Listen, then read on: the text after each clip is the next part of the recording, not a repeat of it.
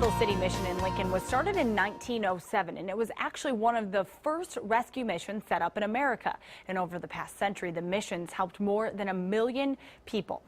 And one of those fortunate people is the subject of this edition of Lance's Journal. Lance? Thank you, Bridget.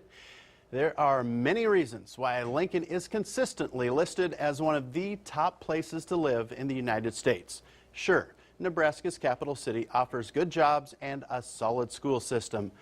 But my personal favorite reason, it is always, always the people. We take care of each other, and nobody knows that better than Randy Hand.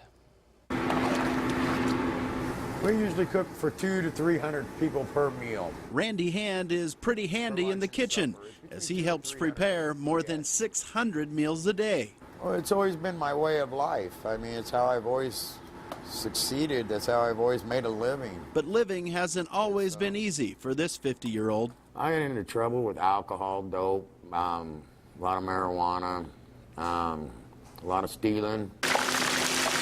In 1997, Randy's substance abuse cost him his job as a line cook at Perkins. Along with that, I lost my home and took to living on the streets. Randy had lost all hope. Then one day I just decided that it's either something's got to happen in my life. Something's going to change or I'm just going to die. For nearly a year, Randy slept underneath this bridge near 11th and Cornhusker. But today, Randy has his own apartment, thanks to a lot of perseverance and the People's City Mission. There's been several occasions that I should have been dead. The mission's mission to serve the homeless gave Randy the opportunity to straighten his life out. I started doing a lot of prayer, and then I turned to Cornhusker Place for help, which is a treatment facility. And I spent 14 months there, and then I came to the People's City Mission to the Curtis Center. It was at the mission that Randy found a new reason to live. A lot of Christianity, a lot of faith here, and it gave me even more hope. This is for the children's program. He said he's not a role model, but you know he is a role model. You know, he's being very humble. But the fact is, a lot of the guys look up to him. That's why Pastor Tom Barber gave this real-life success story a car and a full-time job in the mission kitchen. It not only helps Randy, it really helps all the people here at the mission.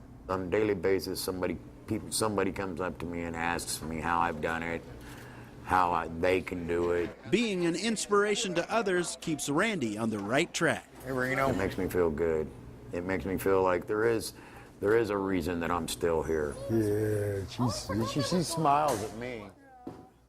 Last year alone, the People's City Mission helped more than 32,000 people in the capital city, and they did it courtesy of the kind hearts of Lincolnites. In 2012, the mission was blessed to receive more than 14,000 volunteer hours and monetary donations from more than 35,000 families. And speaking of incredibly giving people, I'm flying to Washington, D.C. tomorrow with 136 Korean War veterans, and I'll have a special honor flight edition of Lance's Journal for you coming up Wednesday night at 6 o'clock. That is going to be such a cool experience, not only for you, but for those Korean War veterans. Wow. I'm looking forward to it. All right, thank you, Lance, and we'll update your forecast next. Stick around.